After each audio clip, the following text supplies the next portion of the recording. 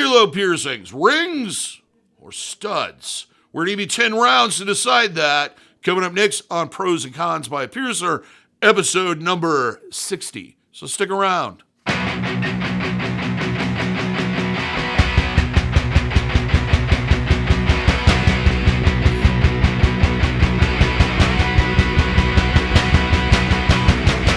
For those that are new to the channel, my name is DaVo. I'm a professional body piercer and have been since 1994. I own and operate the Axiom Body Piercing Studio located here in wonderful, snowy Des Moines, Iowa, inside Skin Kitchen Tattoo.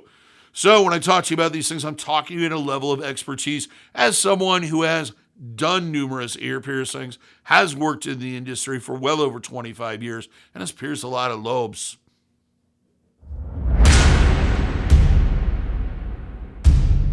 Today's topic comes from one of our viewers, Giulio Pizzano. I hope I'm not mispronouncing your name. If I am, I'm sorry. But thank you for the topic, and let me know if I screwed up your name in the comments. What they asked was if I could do a pros and cons on piercing with rings or piercing with studs when it comes to earlobes. So what I'm going to do is go through that. I'm going to give you 10 rounds or 10 topics to help you decide which one, or help us decide which one is going to be the best option as far as piercing an earlobe. So here's the topics that we're going to do: looks, security, profile, swelling, movement, ease of use, variety, cost, contact, and how prone they are to issues. So let's start off with the first round, looks. With lobe piercings, rings and studs both have that kind of traditional look to them. Rings maybe a little bit more so. It's a little bit bolder. It's a little bit out there. It's something people are definitely going to notice. So if you're looking for something that people notice, the look of the ring is going to be a little bit more out there. Studs, more elegant, more refined, more or less less noticeable, and probably a little bit more acceptable. If you work in a conservative field, they may accept the studs more so than the rings. However, on both of these, I like the look of both. So I'm going to call this one a draw. So after one round, ring 0, stud 0. And that moves us on to round number 2, security. With security, rings, especially whether they're seamless rings, catty bead rings, or beaded or fixed rings, segment rings, etc., they tend to be a lot more secure, basically because there's a closure that locks into place. Short of you just causing a lot of trauma and bending or breaking the jewelry, there's really no way it's going to come out. With stud type jewelry, you kind of have two different types of closures. There is either the threadless or the threaded. With the threadless, it's just the pressure of the post on one side that holds it in place. Sometimes they get caught on things, they can come out on their own. With the threaded, they sometimes unscrew on their own, just rubbing against clothing and bedding and etc., and then escape into the wild, never to be seen again. So this one's going to go to rings. Bringing the score to, after 2 rounds, rings 1, studs 0. Now for round number 3, profile. Profile is the amount of space that the jewelry is going to take up. Of course, rings, because they need to be much wider to make that area inside the piercing as flat as possible, so that the piercing has the shortest distance to travel as far as healing. Rings take up a great deal more space than studs. My head's a lot bigger. It takes up a lot more space than a box, though the box is wider than my head. So when it comes down to this one goes to studs. Bring the score to rings 1, studs 1. That brings us on to round number 4, swelling. With rings, because they're a little bit larger and they are larger than the amount of tissue you go through, they have a little bit more give than studs do. Studs, you're kind of stuck at that length. It's why we tend to pierce with jewelry that is probably too big for the piercing, to allow that extra room so in case it does swell, we have that extra room. So this one, I have to give it to rings. Bringing the score to rings 2, studs 1. After 4 rounds. Now, round number 5, movement.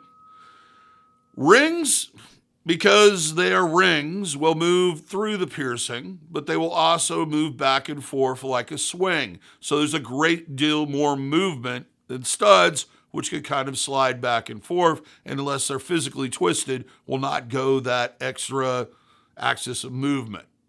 So with this one, definitely goes to studs. Bringing the score to, after 5 rounds, it's all tied up. Rings 2, studs 2. As we go into round number 6, ease of use. This one, with rings, they can be very difficult to change. Basically, you may involve having another person help you. Sometimes it ends up being something you need a tool for. So they're a lot more complicated to take in and out, especially catchy bead rings or segment rings. Studs, you either unscrew something or you pull something out. They're pretty easy to change. Getting that ball started can kind of be a pain in the butt, but for the most part, you can pretty much do it by yourself without any additional tools. So this one is going to go to studs, bringing the score to, after 6 rounds, rings 2, studs 3. Sneaking ahead. So now round number 7, variety. Variety, there is a great number of variety when it comes to rings or circular jewelry. If you want to include barbells, there's even additional, or circular barbells, there's even additional amounts, or hangers and all kinds of stuff. Different colors, different shapes, different styles, different etc. With studs, there's a lot of different ends, from really simple balls all the way up to very detailed jeweled ends with all kinds of shiny stuff on it. So with this one, it's going to be a draw. Keeping the score at rings 2, studs 3. Moving on to round number 8. Round number 8, cost.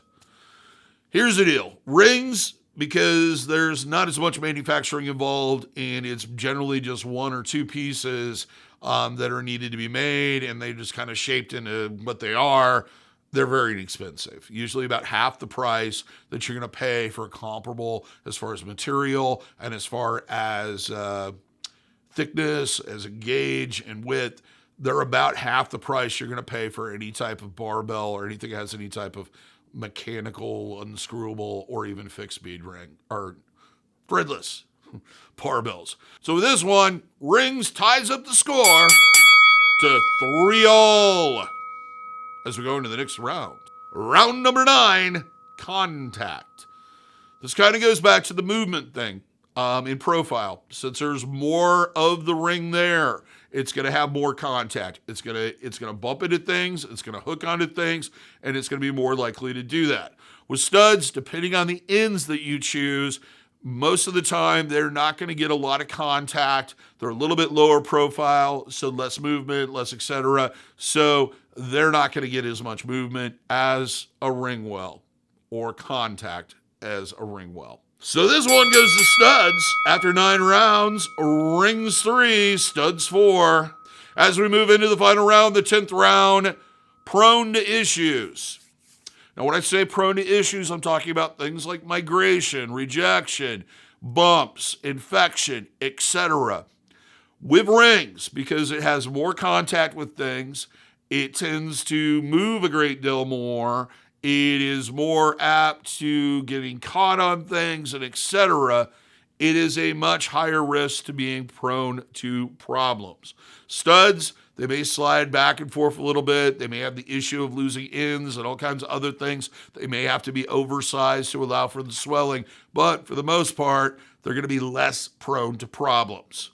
So the winner is, after 10 rounds of battle, rings 3, studs 5. Well, that's all I have to say on the subject today. I hope you enjoyed this. Hope you learned something. And if you were on the fence between the two, I hope it helped you make your decision. If you feel like it did, or you feel like you learned something, give us a thumbs up. Let us know that you liked it. Let us know that you enjoyed it, and let us know that you learned something. If you have an additional question, or you feel like I didn't go into things a little deep enough for you, or you have a question unrelated, or you have something to add to the conversation, please leave a comment in the comments below. That's what they're there for. If you have a growing interest in body piercing and tattooing, I would highly suggest that you subscribe to our channel. Hit that notification bell so that you're notified every single time we post something. We generally post between 3 to 5 videos a week. The focus is always education or highlighting the art of our artists. If you like t-shirts and swags and you're a stylish person and you'd like to support the channel, check out our merch store. Links in the description. There's also a merch shelf down there that highlights some of our t-shirts. Check it out, purchase something, and know that it goes to a good cause. Us. All those designs are by our artists and by myself. I made things. Till next time, here's hoping all your piercings heal with ease and without a single issue. And if you're in the Des Moines, Iowa area, I hope to see you for your piercing needs in the future. Have a good day, everybody. It's kind of snowy and weird out. It's March. It's going to do that. Try to find something helpful to do. Wash your hands. And don't touch your face. Everybody stay well. Till next time.